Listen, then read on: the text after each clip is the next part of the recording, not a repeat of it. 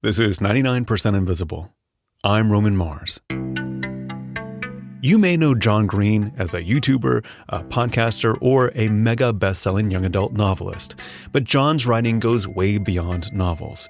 His latest book is a nonfiction deep dive into one of the oldest and deadliest threats to humankind.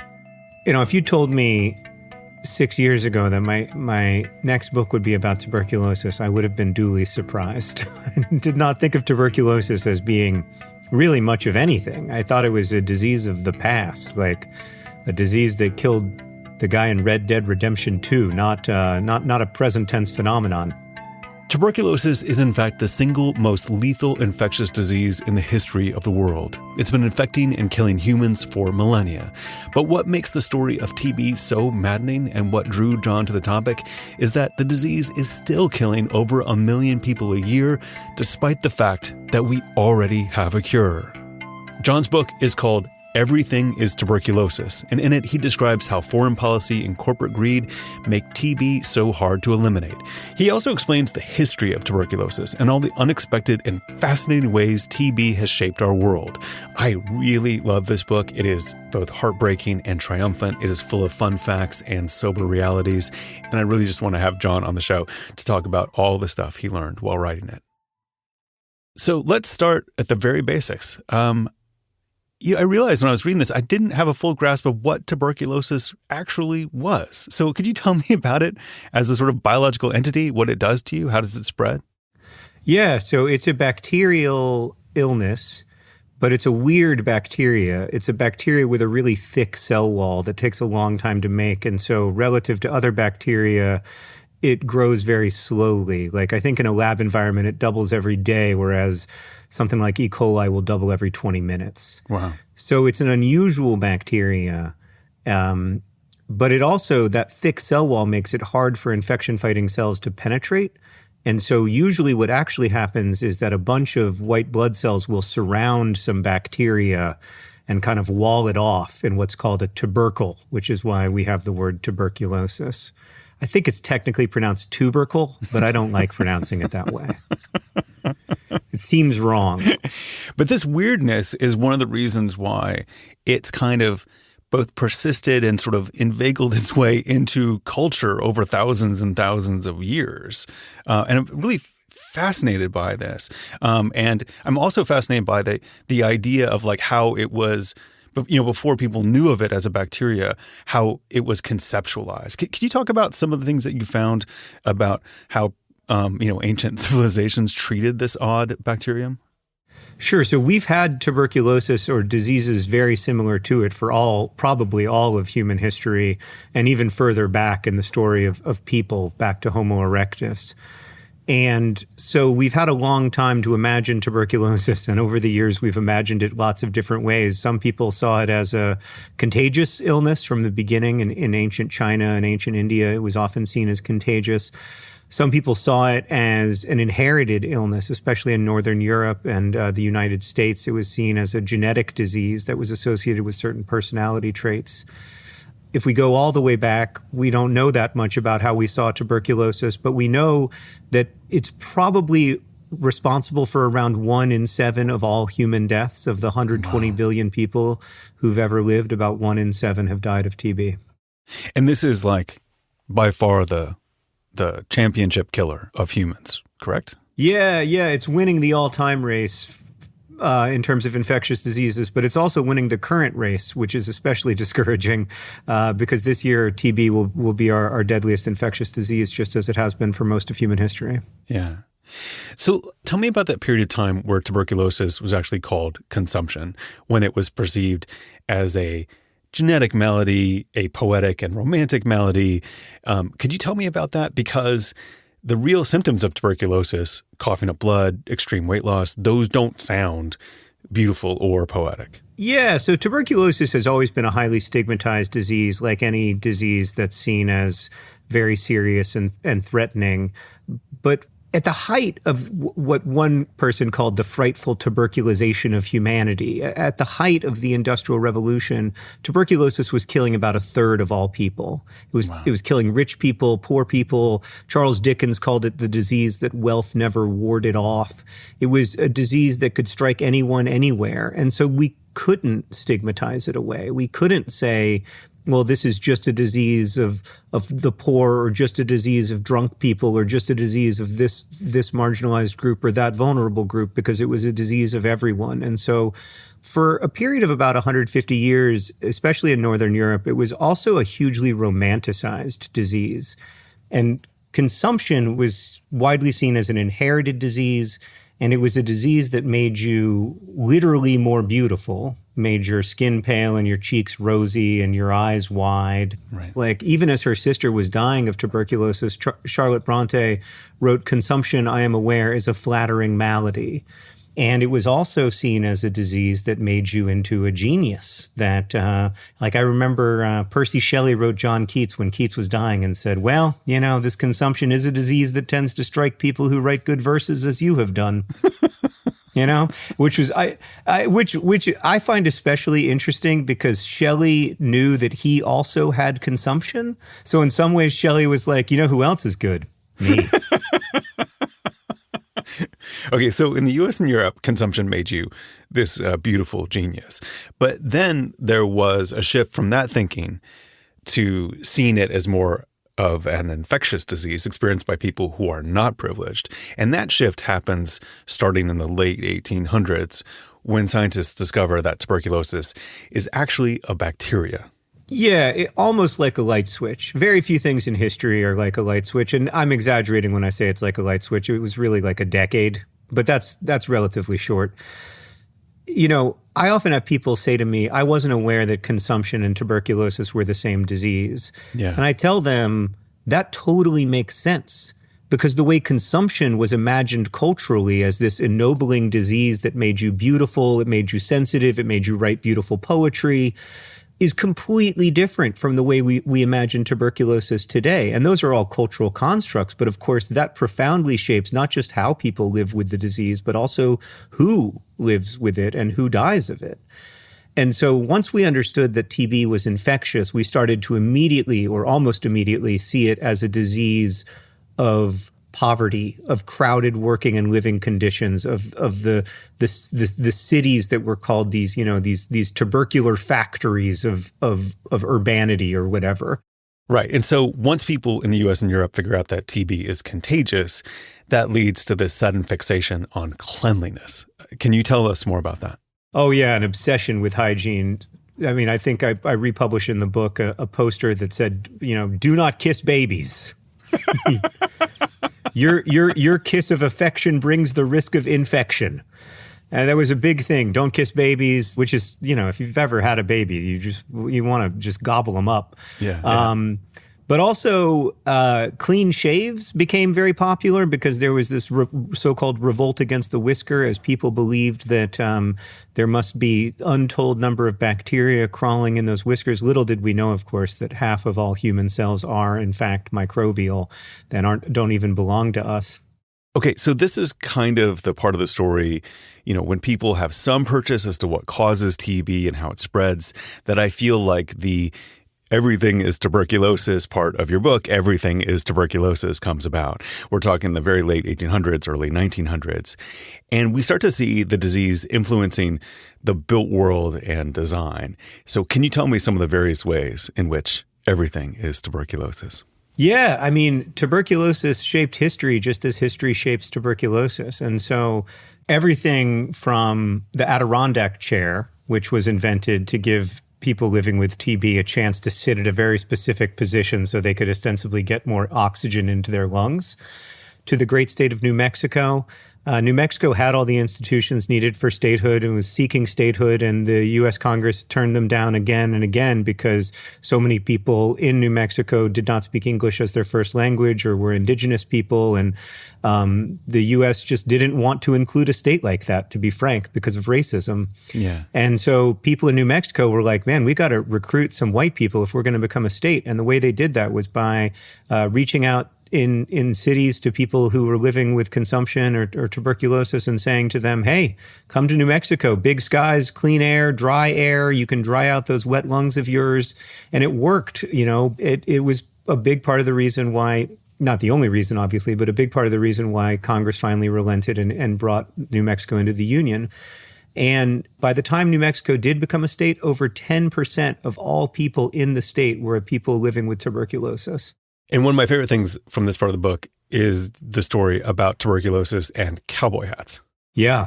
Cowboy hats definitely wouldn't exist, or at least not as we have them today, because John B. Stetson was a hat maker living in New Jersey when he got sick with tuberculosis and was told to go west. And when he went west, he eventually recovered. We don't know why about 25% of people will eventually recover from their active disease and go on to live long, healthy lives, but some do. We've never understood that and still don't fully. But John B. Stetson was one of those who recovered. And when he recovered, the first thing he thought was, I think I can improve these hats. And that's how he came up with the Stetson hat. Because heretofore, what were hats like in the West? So they had coonskin caps in the West, which were literally bug infested, right? Like disgusting. And then they had straw hats that were brought up from people who lived in Mexico or Texas, which worked great, except when it rained, when they weren't particularly waterproof. And so John B. Stetson was like, oh, I can solve this problem easy. I'm literally a hat maker. I know how to do this. Okay. So another invention that you write about that's related to TB is the sanatorium, which is a type of building that we don't see built or used anymore, but was a huge part of society during the late 1800s. Can you talk about the sanatorium boom in Europe and the US? I mean, nowadays, these sanatoria, I don't know if this is your relationship with them, but they're primarily like urban exploring spaces. Exactly, yeah. Like they're mostly sort of abandoned buildings in the middle of weird places that 27-year-olds go to feel alive. That's right. But at the height of the sanatorium craze, there were almost as many hospital beds in the United States in sanatoria as there were in all hospitals combined. These huge buildings where people living with TB would be sent or would go in order to try to recover their health. These places were all often in rural places or in mountain air was one way that people tried to respond to TB. Dry air was another way, like California advertised itself as the land of new lungs to try to encourage people. I think almost as many people went to California seeking treatment for TB as went to California during the gold rush, actually. So it was quite a movement of people all around. And all they're doing inside these sanatoria is just sequestering people to rest with their tuberculosis. It's not really a treatment center. No, it was a rest center. So they would call it curing, and you would have to cure for 8 or 10 hours a day. And when you were curing, you'd often be outside trying to take in the sunshine, but you couldn't move. You were discouraged from talking in many cases. You were discouraged from having visitors because that could excite your nervous system, which was seen as worsening TB. And so it was a really highly, highly controlled life. So let's talk about the cure for tuberculosis. At what point did people figure out how to fight it rather than just live with it? We didn't have a cure until the 1940s when the first antibiotics were synthesized. And that was just a game changer for tuberculosis. I mean, when my great uncle died of TB in 1930, his name was Stokes Goodrich. And when he died of TB, there was just nothing that could be done. They put him in a sanatorium. He had the best care that money could buy, and he died anyway. And that was the story over and over again. But once we started developing antibiotics in the 1940s, and then eventually by the early 1950s realized that we could use these antibiotics in concert with each other as a kind of cocktail, that we could not only treat the disease and have it retreat, but we could cure it. And in that moment, hundreds of thousands of people who were living in sanatoria were suddenly able to go home, live their lives. It was an utter miracle, a scientific miracle of the highest order.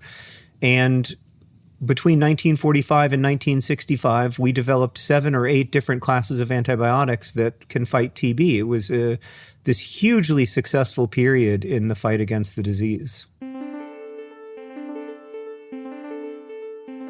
In the 70 years since we found a cure, tuberculosis has been effectively wiped out in Western countries, thanks to a combination of prevention, widespread TB testing, and powerful antibiotics.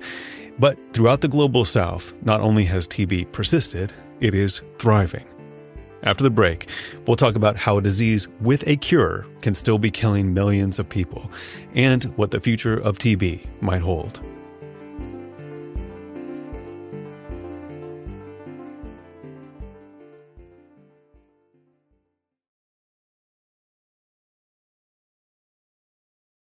We're back with John Green talking about his new book, Everything is Tuberculosis, The History and Persistence of Our Deadliest Infection. So you read about how even though TB has been deadly for so long and still is, we have developed some very effective ways for preventing TB and surviving the infection. So can you talk about that? So there's just the functional advance of the drugs themselves, but there's also advances in terms of how we distribute that stuff. So in the 25 years since I graduated from college, TB deaths have dropped by about 50%. And a lot of that's due to investment, especially by the U.S. government. The U.S. government has long been the leading funder of TB research and also TB response overall. Also, other governments stepping up have played an important role in places from Sierra Leone to the Philippines. So that's the key to distributing this stuff at scale. But there's also been other major innovations in terms of our ability to detect TB earlier and then also to offer preventative care. So we can offer a shorter course of antibiotics to somebody who's been exposed to TB to make sure they never get sick. And that can be a very effective way of stopping chains of transmission. Yeah. Another key component to tuberculosis, because the way it sort of functions, biologically, is detection is almost as important as the drugs to treat it. Can you talk about the role of detection when it comes to tuberculosis? Yeah, detection is super, super important. It helps to detect the disease earlier because then you don't have permanent lung damage. And we have these wonderful tools that we've had for a long time called chest x-rays, where you can tell pretty quickly if someone has tuberculosis.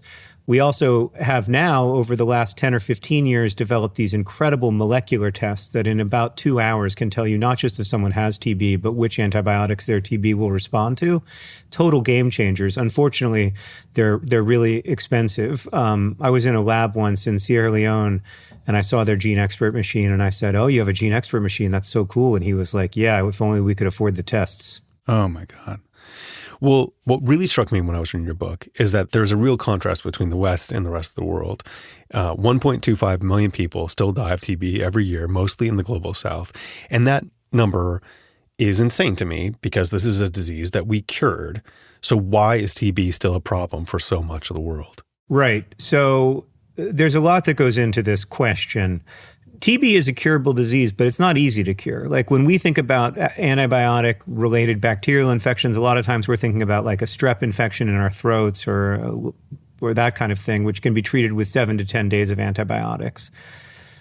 TB requires at least 4 months of daily antibiotics taken in a very specific cocktail, often 6 months, sometimes longer. And it is onerous because we still often use a strategy called directly observed therapy, where you have to be seen by someone who isn't in your family taking your medication each day. And if for some reason you couldn't get to the clinic, if you were too sick, if you couldn't afford transportation, whatever that is, then you wouldn't be able to access your medication and you could experience an interruption in treatment. Right. And you actually talk about one patient that you met at a TB hospital in Sierra Leone. And you get into how his story shows exactly how incredibly expensive and hard it can be to access good treatment.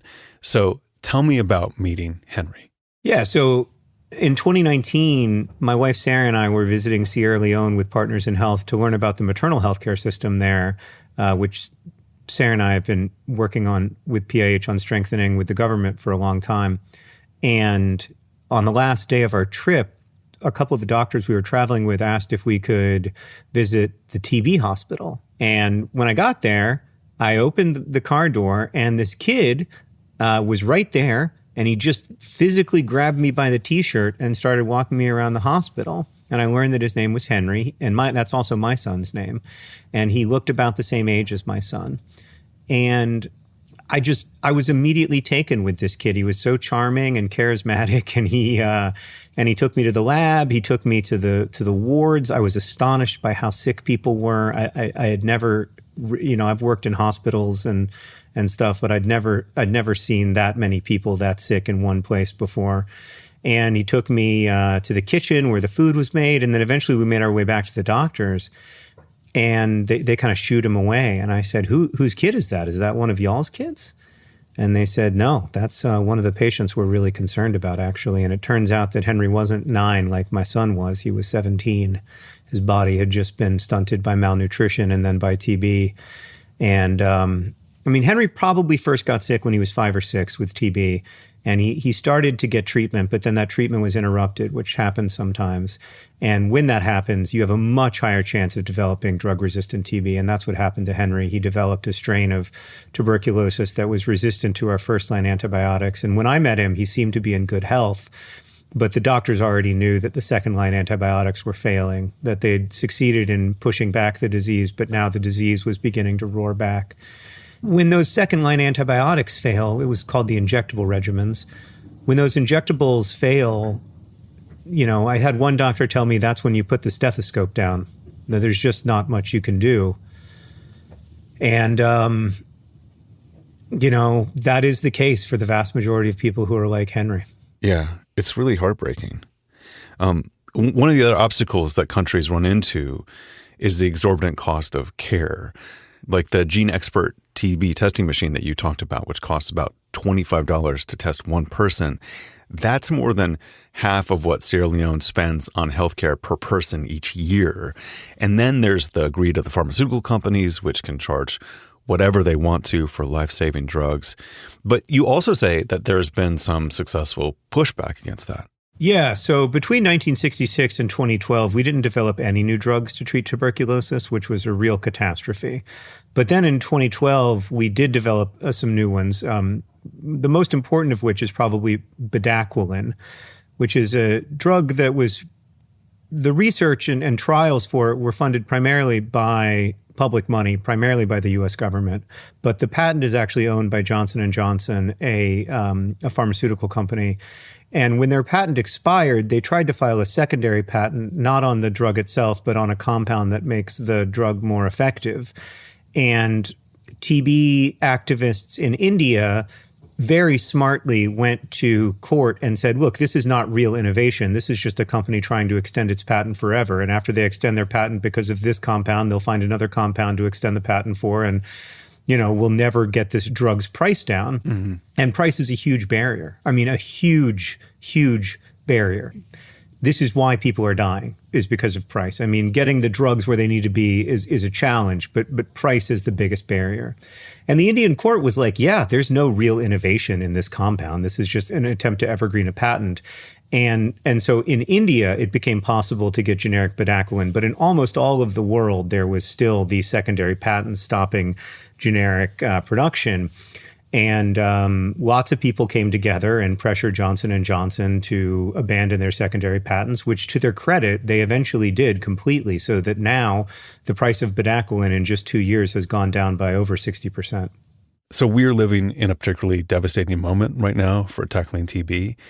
Since January, the Trump administration has cut USAID and pulled the U.S. out of the World Health Organization. We've eviscerated international aid programs that funded treatment for tuberculosis.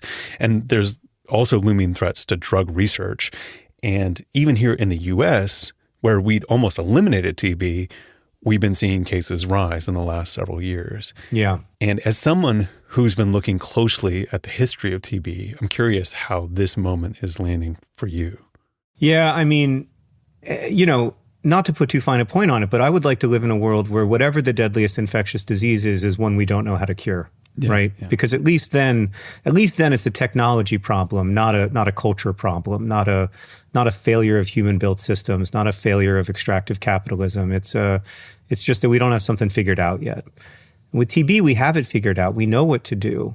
We've done it before. And then almost all at once, there's been this absolute devastation of watching us walk away from that progress And not just, and the real problem is that you don't just walk away from progress, you embrace regression. That's what we're doing right now. We're embracing an actively worse world. And how do you see these cuts hitting people in the world with TB? It's just devastating. I mean, we're going to see the number of people who die from TB go up. Every single person right now who's had their treatment interrupted, and we don't even know how many people that is, but it's tens of thousands, hundreds of thousands. Every single one of those people, even if they get back on medication in the next few weeks, it's likely that in many of those cases that medication won't work anymore because the bacteria will have had an opportunity to evolve resistance. And to have done that so chaotically, so suddenly, without any warning, across the board, with an axe rather than a scalpel, I don't know how to express the devastation I feel. I mean, I don't feel hopeless. I don't feel despair. I refuse to feel hopeless, but it's been a long time since I was this discouraged. What are some of the things that have happened specifically that you've seen, sort of like what has been shut and changed? What sort of protocols have been altered? What is it that is causing this regression? So almost immediately there were stop work orders issued related to almost all TB response, HIV response, malaria response. But the word was that there were exceptions for life-saving medication. That's what everyone was told. Now, functionally, as far as I could tell, and I have a lot of friends in this space, and I work with a lot of people, very little money was actually moving, if any. And so you can say that life-saving medication is flowing, but it wasn't. Instead, I would get pictures from friends of warehouses full of TB medication just rotting in the warehouse for want of a continued work order. And then more recently, all or almost all TB response was just cut completely, just ended. And that's the case for malaria response as well, for a huge percentage of our HIV response. And it's just devastating. So many people are going to die. Just like you, I am incredibly discouraged by this moment. It feels like an unimaginable amount of cruelty to allow this stuff to happen. And I don't want to put you in a position where you have to provide us with hope, but could you share anything that you're feeling in terms of what could be done, what would put us on the right path? Yeah. I mean, the nature of being a person is that you feel like today is the last day of human history, right? Because it's the last day of human history you've lived through. It feels like the end of the story. Like there was I started out 0 and then I ended up 47. And that's the story of my life, right? That's right. But of course, that's not the story of my life, hopefully. Hopefully, this isn't the last day. This is not the end of the story. It feels like the end of the story because it's the last bit I've lived through, but it's the middle of the story.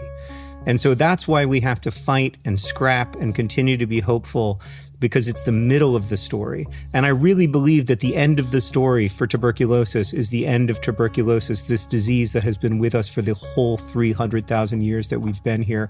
How amazing would it be to be able to live in a world where that's no longer a public health threat? Well, we can live in that world. And right now we're taking steps away from living in that world, but those aren't the last steps we're ever going to take. John, I've had such a great time talking with you. I really loved it, and I love the book so much. Thank you for having me. Thank you for offering to read the book and for just being such a kind soul in the world right now.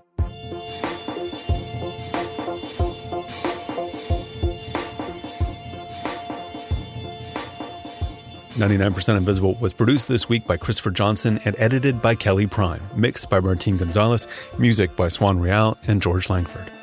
Kathy Tu is our executive producer. Kurt Kolstad is the digital director. Delaney Hall is our senior editor. The rest of the team includes Chris Berube, Jason DeLeon, Emmett Fitzgerald, Vivian Leigh, Lashma Dawn, Joe Rosenberg, Jacob Medina Gleason, and me, Roman Mars. The 99% Invisible logo was created by Stephen Lawrence. We are part of the SiriusXM podcast family, now headquartered 6 blocks north in the Pandora building in beautiful uptown Oakland, California. You can find us on Blue Sky as well as our own Discord server. There's a link to that as well as every past episode of 99PI, including one where I talked to John Green about his book and podcast, The Anthropocene Reviewed, which is actually one of my favorite episodes. You will find it at 99pi.org.